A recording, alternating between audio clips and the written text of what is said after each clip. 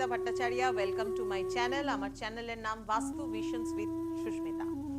Yes, এই YouTube পেজটাতে আপনারা আমার বাস্তু, অ্যাস্ট্রোলজি, নিউমেরোলজি, ফেংশুই ইত্যাদি সম্পর্কে অনেক তথ্য, অনেক কিছু জানতে পারেন।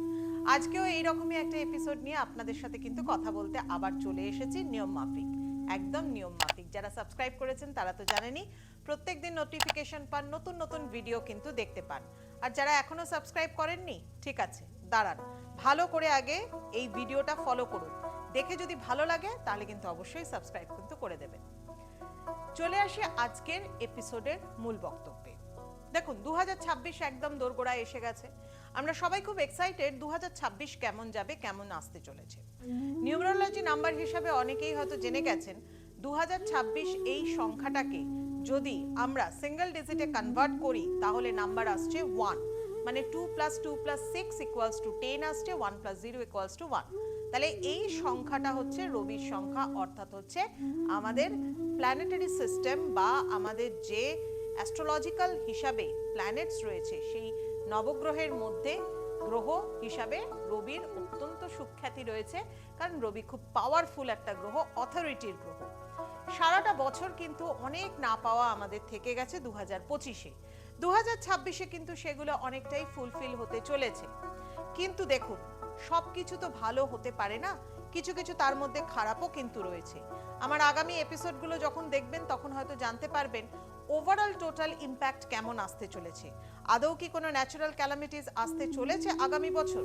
হ্যাঁ, হয়তো আসতে চলেছে। ঠিক আছে, সেই বিষয় না হয় অন্য আরেকটা ভিডিওতে আপনাদের সাথে ইলাবোরেটলি আলোচনা হবে। তবে আজকে রাশিগত হিসাবে একটু আলোচনা করে নিই, কারণ দ্যাট ইজ ভেরি ইম্পর্টেন্ট। কারণ মানুষ ভীষণভাবে কনসিয়াস হয়ে যান যখন স্যাটার্নের নাম শোনেন। শনি, সেই ঘুরে ফিরে আবার সেই শনি, স্যাটার্নের যাদের প্রভাব চলবে এবং যাদের ওপর প্রভাব বিস্তার হবে 2026-এ, তাদের মধ্যে দুটো রাশির নাম একটু বলি। মেষ রাশি, সিংহ রাশি। মেষ রাশি, সিংহ রাশির জীবনে কিরকম ধরনের পরিবর্তন আসতে চলেছে বা কিরকম ধরনের যেতে পারে, কি করা উচিত তাদের। দেখুন, স্যাটার্নের ঢাইয়া, স্যাটার্নের সাড়ে সাথী আমাদের চলছে হচ্ছে কাদের? কুম্ভ রাশির, মীন রাশি এবং মেষ রাশির, এদের সাড়ে সাথী চলছে। এবং ঢাইয়া চলছে হচ্ছে সিংহ রাশি, ধনু রাশি, এদের ঢাইয়া চলছে। এবার এই ঢাইয়ার এফেক্ট কার ওপর কিরকম পড়ছে বা সাড়ে সাথীর এফেক্ট কেমন পড়বে? যারা মেষ রাশির জাতক জাতিকা রয়েছেন তাদের অলরেডি 2025-এ একটা বড় কোনো জীবনে পরিবর্তন এসে গেছে। দেখুন, আমি এখানে বসে তো আপনাদের সম্পর্কে সমস্ত কিছু জানি না যে কার কিরকম এসেছে। যারা মেষ রাশির জাতক জাতিকা তারা আমার এই কথাটার সাথে কিন্তু মিলিয়ে নিতে পারেন। জীবনে কোনো না কোনো দিক থেকে আপনার জীবনে হয়তো একটা বড় পরিবর্তন এসে গেছে 2025-এ। অ্যাকচুয়ালি এটা হচ্ছে ওভারঅল একটা হিসাব, ইউনিভার্সাল হিসাব, নট দ্যাট কি মানে অ্যাকিউরেট আপনার হিসাবেই হবে, কারণ আপনার ডেট অফ বার্থ হিসাবে আপনার ডিজিটগুলোকে ফেলে তখন যদি ক্যালকুলেশন করা হয় সেটা শুধুমাত্র স্পেসিফিকভাবে আপনার জন্য হবে।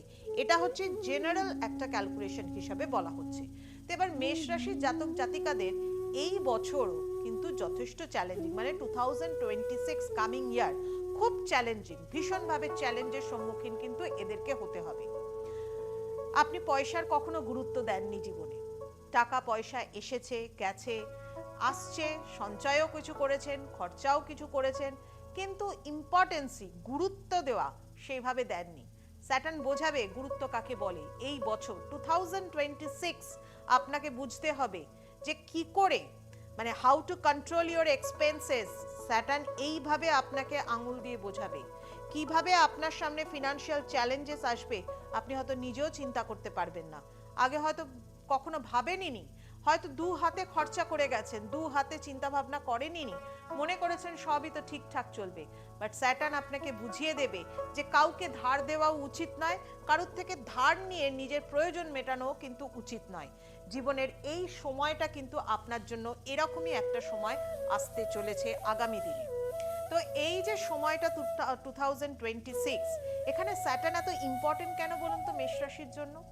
যারা মেষ রাশির জাতক জাতিকা তাদের একাদশপতি এবং দ্বাদশপতি, অর্থাৎ কর্মস্থানের অধিপতি এবং অর্থনৈতিক স্থানের অধিপতি হচ্ছে স্যাটার্ন। তাহলে এই দুটো স্থানের অধিপতি মানে আপনার জীবনে স্যাটার্ন ভেরি ইম্পর্টেন্ট। তাহলে এই স্যাটার্নকে যদি মেলফিক রূপে আপনি পান, আপনার জীবনে এগুলোই প্রবলেম। কর্মক্ষেত্রে ডিস্টারবেন্স প্রচুর আসবে এবং অর্থনৈতিক জায়গা থেকেও প্রচুর প্রবলেম আসবে।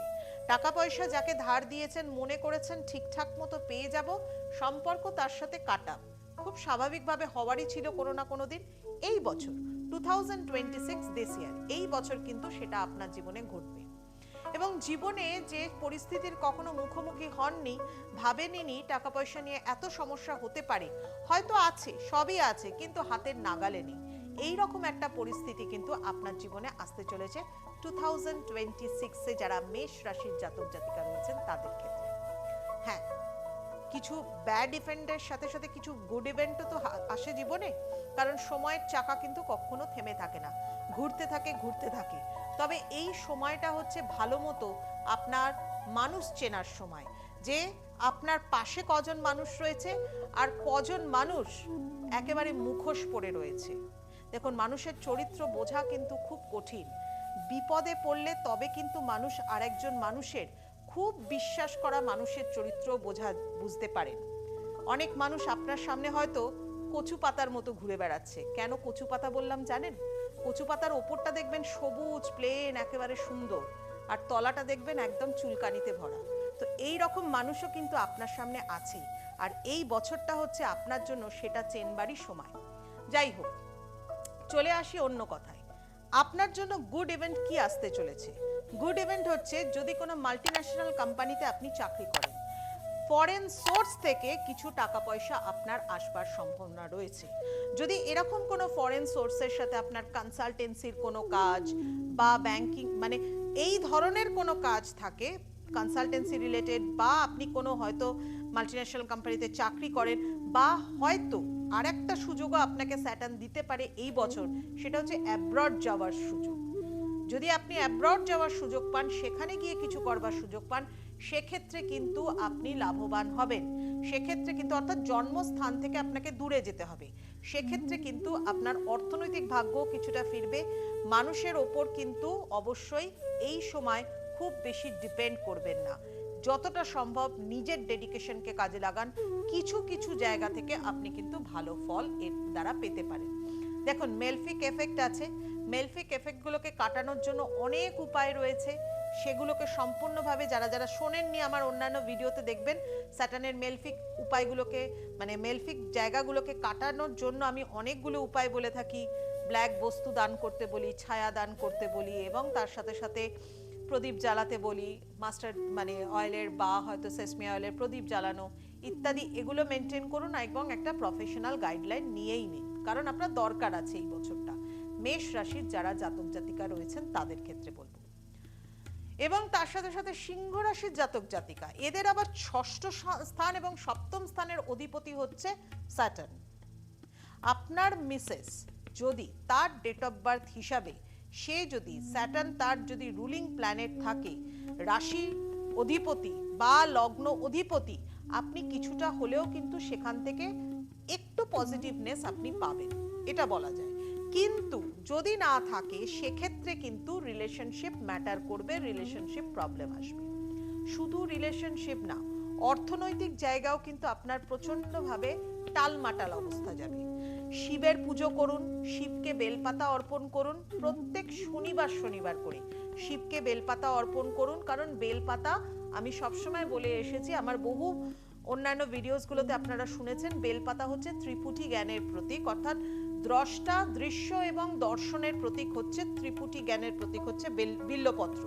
এই বিল্লপত্র দিয়ে যদি প্রত্যেক শনিবার আপনি শিবের মানে অভিষেক করতে পারেন, তাকে মানে তার পায়ে অর্পণ করতে পারেন, শিবলিঙ্গে অর্পণ করতে পারেন, সেক্ষেত্রে অনেকটা আশীর্বাদ, একটা ডিভাইন এনার্জি থেকে আপনি একটা ব্লেসড পাবেন, একটুখানি ব্লেসড হবেন, একটুখানি আশীর্বাদ পাবেন।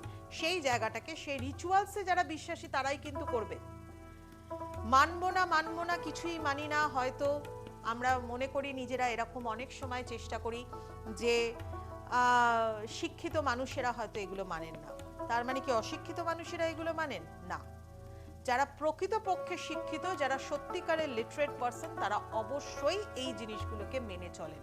কারণ পুরাণ শাস্ত্র, বেদ, এগুলো ছাড়া কিন্তু আমাদের ভারতবর্ষ নয়, আমাদের সমাজ সংস্কৃতি নয়, ইভেন সারা বিশ্বে কিন্তু অ্যাস্ট্রোলজিকে, বিশেষত ইন্ডিয়ান অ্যাস্ট্রোলজিকে প্রচণ্ডভাবে গুরুত্ব দেওয়া হয়। আমাদের বৈদিক শাস্ত্রের ওপর প্রচুর রিসার্চ করা হয়। আমাদের তৈরি যন্ত্রম, যে যন্ত্রম বহুকাল আগে মানুষ, আমাদের বিভিন্ন মুনি ঋষিরা তৈরি করে গেছেন, সেই যন্ত্রপের ওপর প্রচুর পরিমাণে রিসার্চ হয়। এবং তার সাথে সাথে আমাদের সংস্কৃত উচ্চারণ করা মন্ত্র, এর ওপরেও রিসার্চ ওয়ার্ক হয়। যাই হোক, বলতে গেলে এই ব্যাপারটা কন্ট্রোভার্সিয়াল নয়, যুক্তি প্রচুর। আমার মতো মানুষ যারা রয়েছেন, যারা অ্যাস্ট্রোলজি বাস্তু নিয়ে কাজ করেন বা যারা মনে প্রাণে বিশ্বাস করেন এই জিনিসটাকে, তারা কিন্তু প্রচুর যুক্তি আপনার মতো যারা বিশ্বাস করছেন না তাদেরকেও দিতে পারেন। তবে হ্যাঁ, যাই করবেন, যতটুকু কাজ করবেন, শুধুমাত্র আমার কথা শুনে না, মনে বিশ্বাস রেখে করতে হবে। সিংহ রাশির জাতক জাতিকা যারা রয়েছেন, তাদের অর্থনৈতিক অবস্থা কিন্তু বেশ টালমাটাল হতে চলেছে আগামী বছর 2026-এ। নিজেকে ঠিকঠাক রাখতে হবে, কাজের প্রতি ডেডিকেশন রাখতে হবে এবং ইনভেস্টমেন্ট কোনো কিছুতে করবেন না। হঠাৎ করে কোনো জায়গা থেকে সাডেন গেন হতে পারে, সেটা কিন্তু 2026-এর জুন মাসের পরে, কারণ জুন মাসে জুপিটার কিন্তু মিথুন রাশি থেকে সরে যাবে এবং জুন মাসের প্রথমেই যখন মিথুন রাশি থেকে জুপিটার সরে যাবে, তার আগে জুপিটার কিন্তু কম্বাস্ট পজিশনে থাকবে একেবারে মিথুন রাশির ওপরে।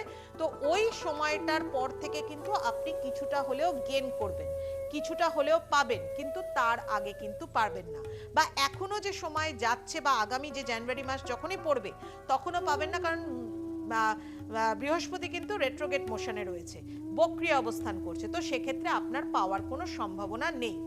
তো আগামী যখন জুন মাস আসবে, তারপর থেকে সাডেন কিছু গেন আসবে। খরচাটাকে কন্ট্রোল করুন, ঠিকঠাক মতো চলুন, তাহলে দেখবেন ঠিক মতো সঞ্চয় করতে পারছেন। অর্থাৎ 2026-এর এই চ্যালেঞ্জিং জায়গা আপনাকে কিন্তু একটা এক্সপার্ট বানিয়ে দেবেন, মানে how to accept the challenges, এটা আপনাকে বানিয়ে দেবে যে আপনি কিভাবে চ্যালেঞ্জেসগুলোকে অ্যাকসেপ্ট করবেন, কিভাবে ডিল করবেন, কিভাবে ওভারকাম করবেন, বোথ মানে হচ্ছে মেষ রাশির ক্ষেত্রে এবং সিংহ রাশির জাতক জাতিকাদের ক্ষেত্রে। উভয়ের ক্ষেত্রেই বলবো স্যাটার্নকে একটু তুষ্ট করে চলুন, একটু মেনে চলুন।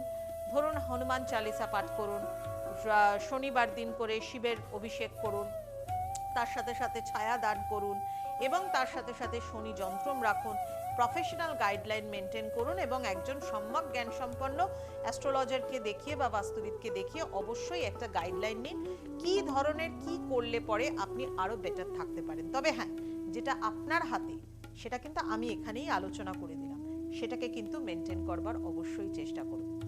আশা করি অন্যান্য রাশির জাতক জাতিকা যারা আছেন তারা কিন্তু আরো শুনতে চাইছেন আমার এই কথাগুলোর মতো। আপনাদের রাশির কেমন যাবে, আপনাদের সময়টা কেমন যাবে, প্রত্যেক মাসে মাসে যেরকম 15 দিন করে আমি রাশিফল আপনাদের জন্য নিয়ে আসি, ঠিক সেরকম 2026 কেমন আসবে আপনাদের জন্য, শুধুমাত্র টোটাল ইম্প্যাক্ট কেমন পড়বে সারা ভারতবর্ষের ওপর বা ওয়ার্ল্ড ওয়াইড কেমন পড়বে সেটা আলোচনা নয়। বিশ্বের আলোচনা জানবার সাথে সাথে নিজের আলোচনা জানতে কিন্তু প্রত্যেক মানুষেরই ইচ্ছা করে, এটা খুব সত্যি স্বাভাবিক কথা এবং খুব বাস্তব কথা। তাই আপনাদের জন্য আমার অন্যান্য ভিডিওসগুলোকে ফলো করতে হবে। আর ফলো করবেন কোথায়? এই পেজটাতে, ইউটিউবের এই পেজটার নাম হচ্ছে বাস্তু ভিশনস উইথ সুস্মিতা। এই সেম নামেই কিন্তু আপনারা আমাকে পেয়ে যাবেন ফেসবুকে, সেম নামেই কিন্তু আপনারা আমাকে পেয়ে যাবেন ইনস্টাগ্রামেও। যারা মনে করছেন, জানতে চাইছেন নিজেদের সম্পর্কে, তারা কিন্তু পেজটা সাবস্ক্রাইব করে দিন। আজ আসি, অনেক কথা বললাম, আরো অনেক কথা রয়ে গেল, আগামী সময় আরো আপনাদের সাথে আরো কথা হবে। সবাই ভালো থাকুন, সকলকে